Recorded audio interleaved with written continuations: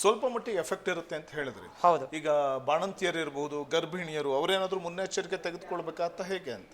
ಆ ಥರ ಎಚ್ಚರಿಕೆ ಅನ್ನೋದು ನಮಗೆ ಸೂರ್ಯಗ್ರಹಣದಲ್ಲಿ ವಿಶೇಷವಾಗಿ ತೆಗೆದುಕೋಬೇಕು. ಯಾವಾಗ ಅಂದರೆ ನಾವು ಆಚರಣೆ ಇದ್ದಾಗ. ಆಚರಣೆ ಇಲ್ಲದೆ ಇದ್ದಾಗ ನಮಗೆ ಅದು ಎಚ್ಚರಿಕೆ ತಗೊಳ್ಳೋದು ಅನ್ನೋದು ಏನೂ ಇರೋದಿಲ್ಲ. ಆದರೆ ರಾಶಿಗಳ ಮೇಲೆ ಅಲ್ಪ ಪ್ರಮಾಣದಲ್ಲಿ ಎಫೆಕ್ಟ್ ಆಗ್ತಕ್ಕಂಥ ಪಾಸಿಬಿಲಿಟಿ. ಯಾವ್ಯಾವ ರಾಶಿಗಳ ಮೇಲೆ ಅಲ್ಪ ಪ್ರಮಾಣದ ಎಫೆಕ್ಟ್ ಆಗ್ಬೋದು? ಯಾಕಂದ್ರೆ ಈ ಸಹಜವಾಗಿ ಒಂದಷ್ಟು ಕುತೂಹಲ ಇರುತ್ತೆ. ನಂಬಿಕೆ ಓಕೆ, ಕೆಲವರು ಈ ಮೂಢನಂಬಿಕೆ ನಂಬುವಂಥವ್ರು ಇರ್ತಾರೆ. ಹೌದು. ಭಾರತದಲ್ಲಿ ಗೋಚರ ಆಗಲ್ಲ ಅಂದ್ರೂ ಕೂಡ ಆಚರಣೆ ಮಾಡಲಿಕ್ಕೆ ಮುಂದಾಗ್ತಾರೆ, ಅಥವಾ ಹೊರಗಡೆ ಹೋಗ್ಬೇಡಿ ಅಂತ ಹೇಳುವಂಥದ್ದು, ಇವತ್ತು ಸೂರ್ಯಗ್ರಹಣ ಅಂತ ಈ ರೀತಿ ಎಲ್ಲ ಇರುತ್ತೆ. ಹಾಗಾಗಿ ರಾಶಿಗಳ ಮೇಲೆ ಅಂತ ಬಂದಾಗ ಅಯ್ಯೋ ನಮ್ಮ ರಾಶಿಗೆ ಏನೋ ತೊಂದರೆ ಆಗ್ಬೋದು, ಸೂರ್ಯಗ್ರಹಣ ಇದೆ ಅಂತ ಭಾವಿಸೋರೇ ಹೆಚ್ಚು. ಸೊ ಹಾಗಾಗಿ ಯಾವ ರಾಶಿಗಳ ಮೇಲೆ ಸ್ವಲ್ಪ ಮಟ್ಟಿನ ಪರಿಣಾಮ ಬೀರಬಹುದು ಹಾಗಾದ್ರೆ ಅಂತ?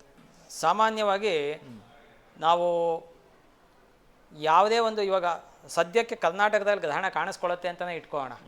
ಗ್ರಹಣ ಕಾಣಿಸ್ಕೊಂಡಾಗ ಏನು ಸಾಮಾನ್ಯ ನೀವು ಒಂದು 3-4 ಸುತ್ತಮುತ್ತದ ಒಂದು 5-6 ಕಿಲೋಮೀಟರ್ ಏರಿಯಾಗಳಲ್ಲಿ ಒಂದು 10 ದೇವಸ್ಥಾನ ನೋಡ್ತು ಅಂದರೆ ಒಂದೊಂದು ದೇವಸ್ಥಾನಗಳಲ್ಲಿ ಒಂದೊಂದು ರಾಶಿಗೆ ಹಾಕಿರ್ತಾರೆ.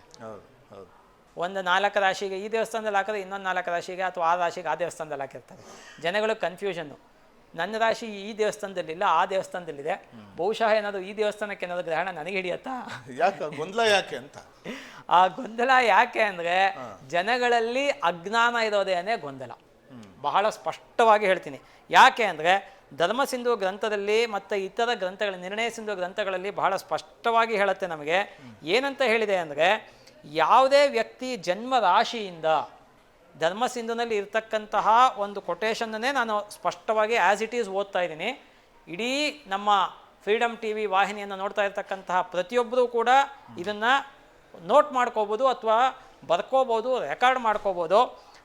ಯಾವುದೇ ವ್ಯಕ್ತಿಯ ಜನ್ಮರಾಶಿಯಿಂದ 3, 6, 10, 11 ಸ್ಥಾನಗಳಲ್ಲಿ ಗ್ರಹಣ ಆಯಿತು ಅಂದರೆ ಅದು ಶುಭ ಫಲ ಕೊಡುತ್ತೆ ಅಂತ ಹೇಳುತ್ತೆ ಶಾಸ್ತ್ರದಲ್ಲಿ. ಇನ್ನೂ ಒಂದು ಸತಿ ರಿಪೀಟ್ ಮಾಡ್ತೀನಿ. ಯಾವುದೇ ರಾಶಿಯಿಂದ, ವ್ಯಕ್ತಿಯ ಜನ್ಮರಾಶಿಯಿಂದ 3, 6, 10, 11 ಸ್ಥಾನಗಳಲ್ಲಿ ಗ್ರಹಣ ಆಯಿತು ಅಂದರೆ ಅದನ್ನು ಆ್ಯಕ್ಚುಲಾಗಿ ಜ್ಯೋತಿಷದಲ್ಲಿ ಉಪಚಯ ಸ್ಥಾನಗಳು ಅಂತ ಕರಿತೀವಿ ನಾವು ಟೆಕ್ನಿಕಲ್ ಆಗಿ. ಎಷ್ಟು ಮುಖ್ಯ ಆಗುತ್ತೆ ಇದು, ಎಷ್ಟು ಶುಭ ಫಲ ಕೊಡುತ್ತೆ ಇದು, ಇಂಪಾರ್ಟೆಂಟ್, ಖಂಡಿತವಾಗ್ಲೂ ಶುಭ ಫಲ ಕೊಡುತ್ತೆ ಇದು. ಬೇಕಾದ್ರೆ ಫಲಾನೂ ಕೂಡ ನಿಮಗೆ ಲಾಸ್ಟಲ್ಲಿ 2 ನಿಮಿಷದಲ್ಲಿ ನಾನು ಓದ್ತೀನಿ ಏನೇನು ಫಲ ಇದೆ ಅಂತ. ಅದನ್ನು ಕೂಡ ಶಾಸ್ತ್ರದಲ್ಲಿ ಇರ್ತಕ್ಕಂಥದ್ದು. 3, 6, 10, 11ರಲ್ಲಿ ಶುಭ ಫಲವನ್ನು ಗ್ರಹಣ ಆಯಿತು ಅಂದಾಗ ಕೊಡುತ್ತೆ. ಅಂದ್ರೆ ಇದು ನೀವು ಹೇಳ್ತಿರೋದು ಉಲ್ಲೇಖ ಆಚರಣೆ ಇದ್ದಾಗ. ಓಕೆ, ಅಂದ್ರೆ ನಂಬರ್ಸ್ ಅಂದ್ರೆ ಇದು ಸಂಖ್ಯೆನಾ ಅಥವಾ? ಅಲ್ಲ, ಆ ಥರ ಅಲ್ಲ. ನಾನು ಅದನ್ನು ಎಕ್ಸ್ಪ್ಲೈನ್ ಮಾಡ್ತೀನಿ, ಇದನ್ನು ಹೇಳ್ಬಿಟ್ಟು ಎಕ್ಸ್ಪ್ಲೈನ್ ಮಾಡ್ತೀನಿ. ಮತ್ತೆ ಯಾವುದೇ ವ್ಯಕ್ತಿಯ ಜನ್ಮರಾಶಿಯಿಂದ 2, 5, 7, 9ನೇ ರಾಶಿಯಲ್ಲಿ ಆದರೆ ಅಥವಾ ಸ್ಥಾನದಲ್ಲಿ ಆಯಿತು ಅಂದರೆ ಮಧ್ಯಮ ಫಲ.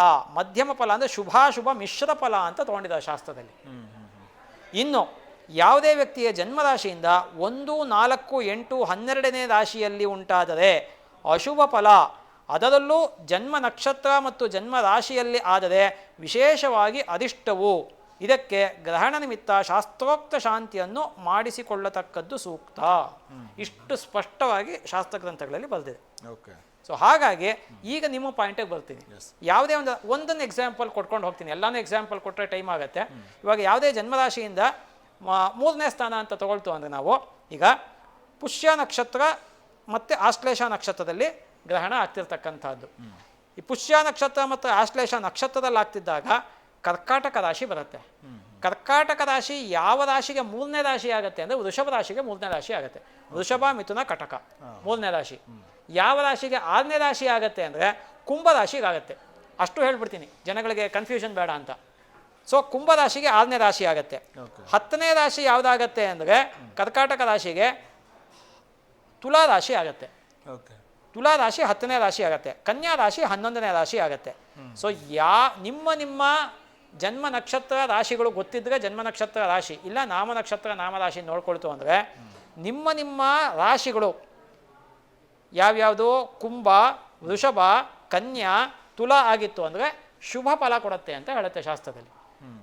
ಇನ್ನು ಅಶುಭ ಫಲ ನೋಡಬೇಕು ಅಂದರೆ 1, 4, 8, 12 ಅಂತ ತೊಗೊಂಡಿದ್ದಾರೆ. 1, 4, 8, 12 ಅಂದರೆ ನಿಮ್ಮ ಜನ್ಮರಾಶಿ ಕಟಕ ರಾಶಿ ಆಗಿದ್ದರೆ, 1 ಅಂದರೆ ಜನ್ಮರಾಶಿ ಕಟಕ ರಾಶಿ. ಕಟಕ ರಾಶಿ ಆಗಿತ್ತು ಅಂದರೆ 4ನೇ ಸ್ಥಾನ ಅಂದರೆ ಮೇಷರಾಶಿ. ಮೇಷ, ವೃಷಭ, ಮಿಥುನ, ಕಟಕದಲ್ಲಿ ಆಗ್ತಕ್ಕಂಥದ್ದು. 8ನೇ ರಾಶಿ ಅಂದಾಗ ಧನುರಾಶಿ. 12ನೇ ರಾಶಿ ಅಂದಾಗ ಸಿಂಹರಾಶಿ. ಸೊ ಹಾಗಾಗಿ ಮೇಷರಾಶಿ, ಸಿಂಹರಾಶಿ, ಧನುರಾಶಿ ಮತ್ತು ಕಟಕ ರಾಶಿ. ಈ 4 ರಾಶಿಗಳಲ್ಲಾಯಿತು ಅಂದರೆ ಅಶುಭ ಫಲ ಅಂತ ಹೇಳುತ್ತೆ ಶಾಸ್ತ್ರದಲ್ಲಿ. ಏನೋ ಒಂದು ತೊಂದರೆಗಳು ಉಂಟಾಗತ್ತೆ. ಸೊ ಇಂಥ ಕಾಲದಲ್ಲಿ ಸ್ವಲ್ಪ ಎಚ್ಚರಿಕೆಯಲ್ಲಿರ್ತಕ್ಕಂಥದ್ದು ಸೂಕ್ತ. ಎಸ್ಪೆಷಲಿ ಗ್ರಹಣ ಕಾಲದಲ್ಲಿ ಆಕ್ಸಿಡೆಂಟ್ಸ್ ಆಯಿತು ಅಂದರೆ ಚೇತರಿಸ್ಕೊಳ್ಳೋದು ಕಷ್ಟ. ಇದು ಬಹಳ, ನಾನು ವೈಯಕ್ತಿಕವಾಗಿ ಬೇಕಾಷ್ಟು ಅಬ್ಸರ್ವೇಷನ್ಸ್ ಮಾಡಿದ್ದೀನಿ ಇದನ್ನು. ಯಾರಿಗೆ ಗ್ರಹಣ ಕಾಲದಲ್ಲಿ ಆಕ್ಸಿಡೆಂಟ್ಸ್ ಆಗುತ್ತೆ ತುಂಬಾ ನಿಧಾನ ಆಗುತ್ತೆ ಚೇತರಿಸ್ಕೊಳ್ಳೋದು, ಇದು ಅಥವಾ ಅನಾರೋಗ್ಯಗಳು ಉಂಟಾಗುತ್ತೆ ಸಡನ್ನಾಗಿ ಕೆಲವು ಸತಿ. ಸೊ ಇಂಥ ಟೈಮಲ್ಲಿ ಎಚ್ಚರಿಕೆಯಲ್ಲಿರ್ತಕ್ಕಂಥದ್ದು ಸೂಕ್ತ ವೆಹಿಕಲ್ ಓಡಿಸ್ಬೇಕಾದ್ರೆ.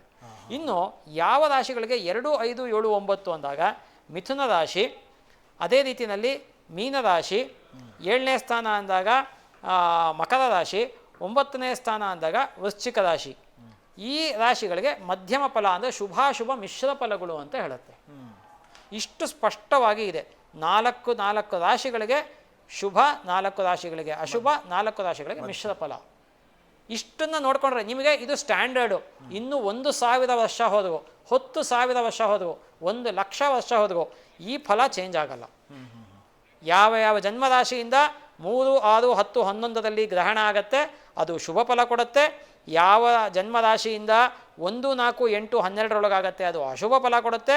ಯಾವ ಜನ್ಮರಾಶಿಯಿಂದ 2, 5, 7, 9 ಆಗುತ್ತೆ ಅದು ಮಿಶ್ರ ಫಲವನ್ನು ಕೊಡುತ್ತೆ ಅನ್ನೋದು ಸ್ಪಷ್ಟವಾಗಿ ಶಾಸ್ತ್ರದಲ್ಲಿ ಉಲ್ಲೇಖ ಇದೆ.